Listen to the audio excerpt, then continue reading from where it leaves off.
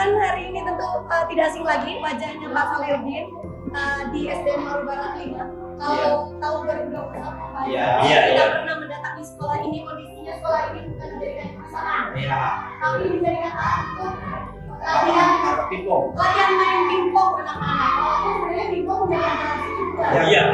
Tapi yang menarik sekali kelihatan di program Lensa Pendidikan di 2023, kita tim Lensa Pendidikan dapat menyatakan bahwa perpustakaan ini sudah difungsikan jadi menjadi tempat pusat literasi di SDN Waru Barat 5. Sejauh ini apa kendala? Ini baru mulai.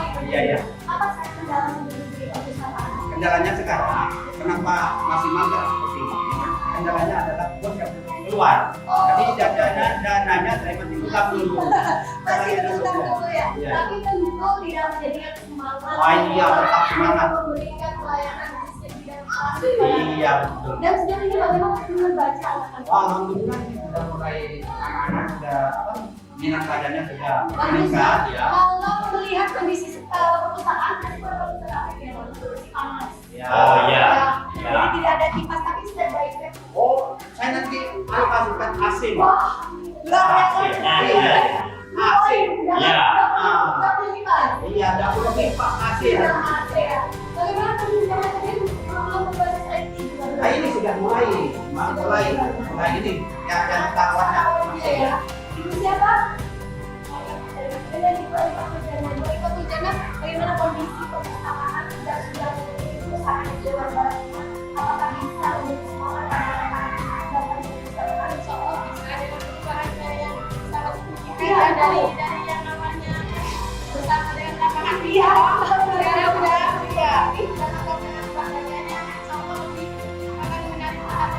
Iya betul, dan juga bisa meningkatkan anak-anak ya belajar.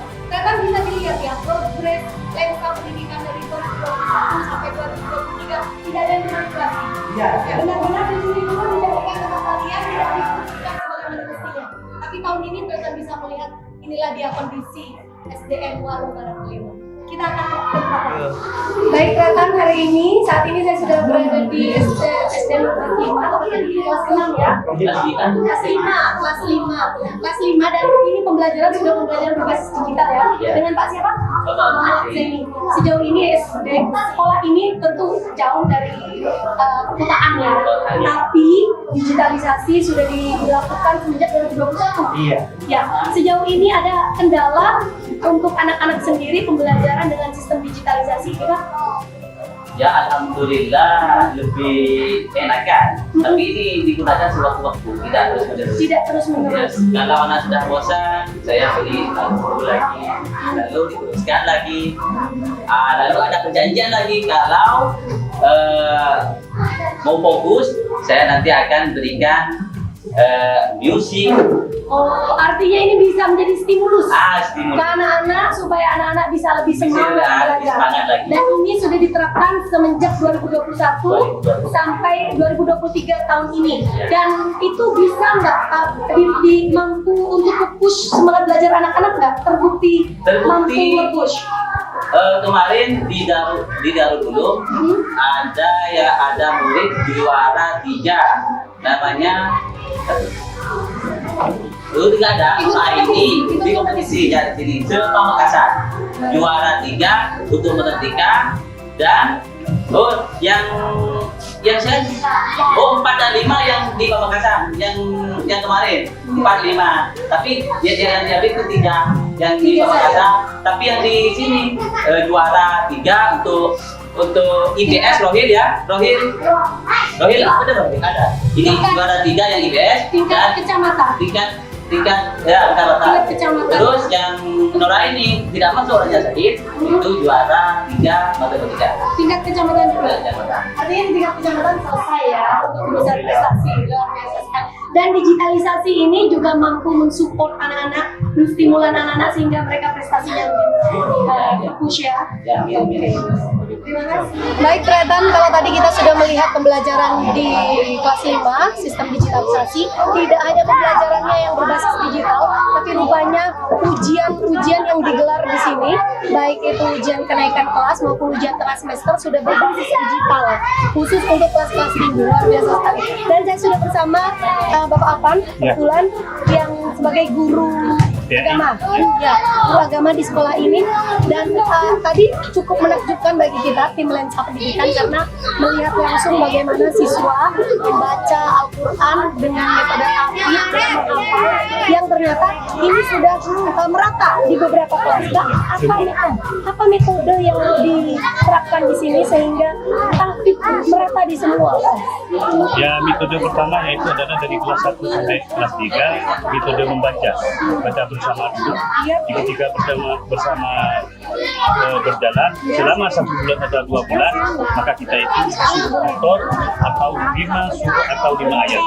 Dari kelas 4 sampai kelas 6 itu setornya sistem penghafalan. Itu sudah setor dalam hafal sudah ya? Iya, hafalan. Setornya berapa? Iya. Jadi merata betul ya dari kelas 1 hingga kelas 6. Ya. Ini diwajibkan berapa surah per kelas? Per kelas itu memang kelas 1 7 dibagi-bagi dari 37 surah itu dibagi 6 kelas. Yang kelas 1 itu 7, 2 sampai kelas 6 yaitu adalah 6. Dan itu wajib. Wajib. Ada sanksi bagi yang tidak bisa menyetorkan atau seperti apa pendekatannya? Kalau sanksi itu tidak ada.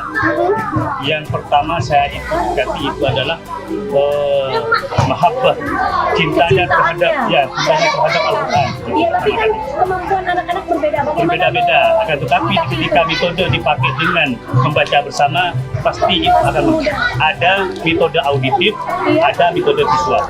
Yang dipakai kelas 1 sampai kelas 3 itu metode auditif. Dan ini mampu ya mencetak siswa-siswi hafidz Quran di sekolah ini. Siap. Terima kasih Bapak. Siap. Semoga metode-metode ini nanti bisa diterapkan di sekolah-sekolah lainnya di Kabupaten Pamekasan.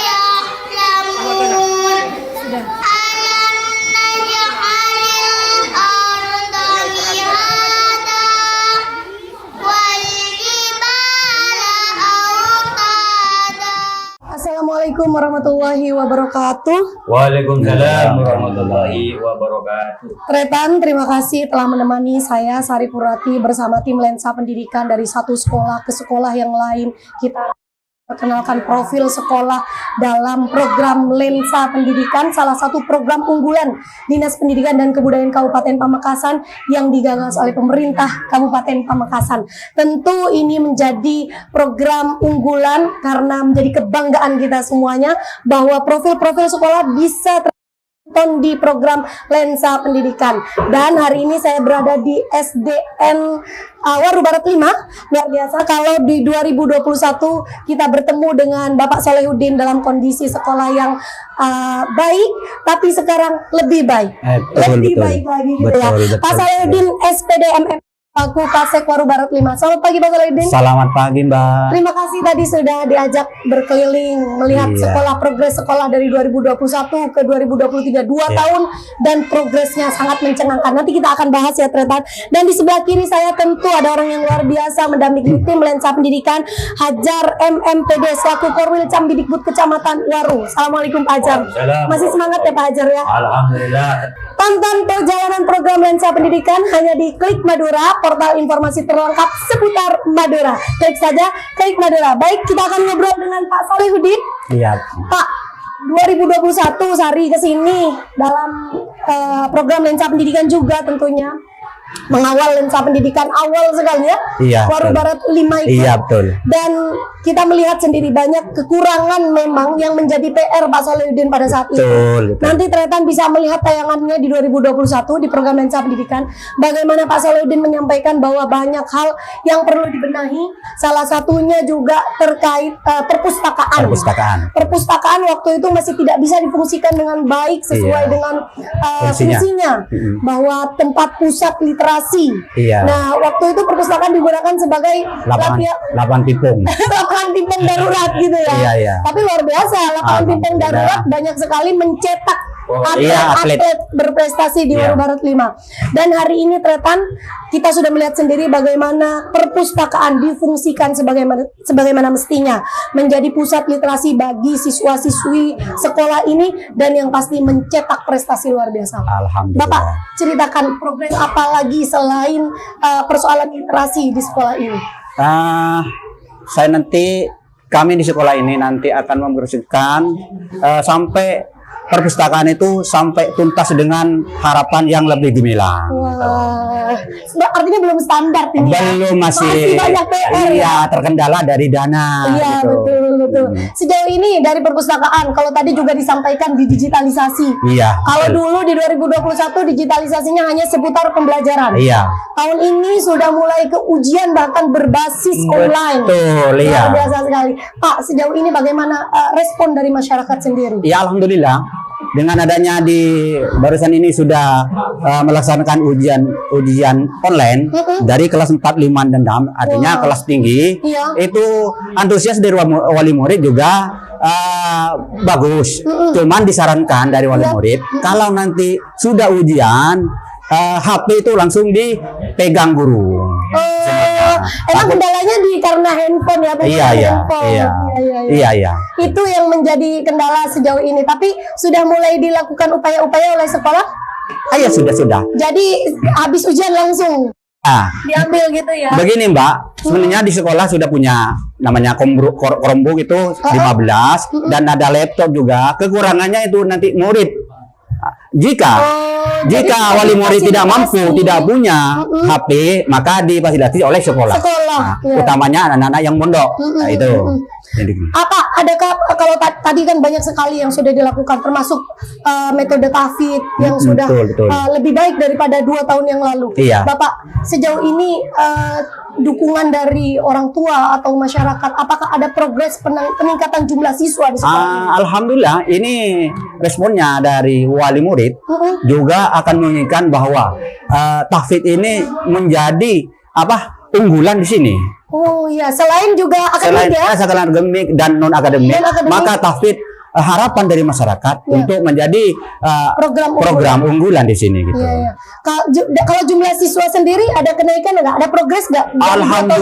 Alhamdulillah kalau naik dengan signifikan. Dulunya kelas 1 hanya 40, 39. Sekarang sudah barusan ini 53, Mbak. Sudah 53. Satu kelas itu. Satu rombel. Berarti kekurangan rombel.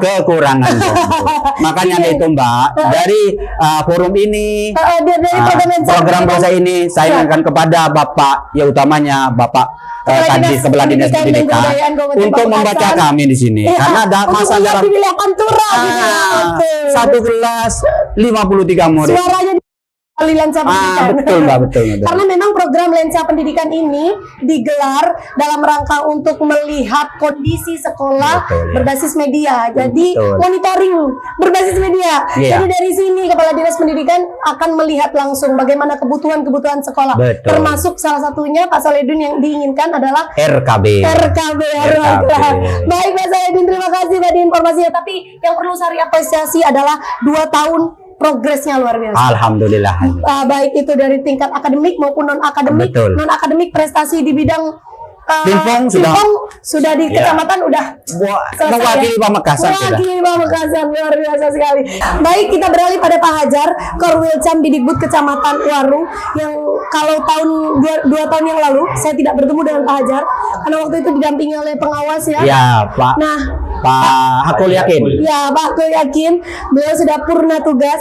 Hari ini ternyata saya sudah didampingi Pak Hajar yang mengetahui betul bagaimana kondisi sekolah ini. Pak Hajar, di sini banyak sekali mencetak siswa-siswi berprestasi, baik akademik maupun non akademik, dan progresnya kalau tim Lensa Pendidikan, kalau Lensa ini tidak bisa berbohong, bisa dilihat sendiri di tayangan di 2021 Lensa Pendidikan dan di tahun 2023 bagaimana progres pendidikan sekolah ini. Pak, kira-kira kekurangan yang disampaikan oleh Pak Solihuddin tadi, RKB ini sejauh ini memang dari tahun 2021 memang sudah ada kekurangannya. Iya. Apalagi ditambah lagi dengan antusiasme masyarakat. Sejauh ini apakah yang sudah dilakukan Korwil Cambidikbud? Begini, kami sebagai Korwil Cambidikbud Kecamatan Waru sudah menyampaikan aspirasi dari lembaga-lembaga di Kecamatan Waru, khususnya di SDN Waru Barat 5, karena memang kekurangan ruang kelas baru, karena dari jumlah siswanya itu sudah tidak standar lagi. Jadi memerlukan atau sangat memerlukan ruang kelas baru itu sendiri. Karena pada waktu tahun 2022 ini belum ada program itu, mungkin di program ini bisa ada, tetapi masih melalui ranking yang sekolah yang membutuhkan. Artinya sudah disampaikan ya keinginannya. Apalagi kalau melihat antusiasme masyarakat hingga ini atlet berprestasi bahkan dilatih di luar di luar lingkungan sekolah. Oke, Pak Hajar, kalau kita bicara prestasi, apakah yang sudah diunggulkan di sekolah ini yang perlu ditularkan pada sekolah-sekolah yang lain, Pak Hajar? Dari akademik di sini tidak usah diragukan, memang di Kecamatan Waru Barat 5, Waru Barat 1 di sini tetap di akademik, baik non akademik. Lumbungnya siswa prestasi Kecamatan Waru ya di sini demikian. Apalagi ditambah programnya dari kepala sekolah TAFID itu yang sangat tersentuh hati dari warga sekolah itu sendiri untuk memasukkan putra putrinya ke ini, karena apabila agamanya baik, kegiatan-kegiatan yang lainnya akan baik ya. Baik juga. Dan ini juga akan menjadi modal bagi orang tua siswa ketika melanjutkan pendidikan di SMP atau MTS ya. Jadi sudah punya modal hafid ya. Pak Hajar, ini terlalu banyak sekali catatan yang sudah diberikan pada Pak Solihuddin, dan Pak Solihuddin mampu menjawab tantangan-tantangan itu dari 2021 sampai 2023. Pak Hajar, kira-kira kedepannya akan menjadi PR Pak Solihuddin, utamanya dari literasi yang baru aja digalakkan di sekolah ini. Begini, yang kami harapkan minimal mempertahankan ini dan juga program unggulan itu, inovasi dari Pak Saleh, baik dari perpustakaan yang lain sebagainya, non akademik ataupun akademik, kita tingkatkan. Lapangannya inilah Waru Barat 5 yang melebihi ataupun dari SDD bisa bersaing dengan wilayah kota ya. Ada di Pantura. Tingkat kabupaten. Luar biasa. Terima kasih Pak Hajar, sedikit ulasannya tadi Tretan luar biasa. Bisa Tretan lihat bagaimana program Lensa Pendidikan di 2021 menampilkan profil SDN Waru Barat 5, dan program Lensa Pendidikan di 2023 menampilkan profil dan progres SDN Waru Barat 5. Kita apresiasi sekali pada stakeholder pendidikan di Kecamatan Waru, khususnya di wilayah Pantura, yang terus berprogres untuk menjadikan pendidikan lebih baik di Kabupaten Pamekasan. Terima kasih Tretan telah menonton program Lensa Pendidikan. Jangan lupa tinggalkan hanya di Lensa Pendidikan, program unggulan pemerintah Kabupaten Pamekasan serta Dinas Pendidikan dan Kebudayaan Kabupaten Pamekasan. Rekan bisa tonton program Lensa Pendidikan hanya di Klik Madura, portal informasi terlengkap seputar Madura. Jangan lupa tinggalkan komentar. Dari kita bertiga, bisa salam Lensa Pendidikan. Dari kita, salam Lensa Pendidikan.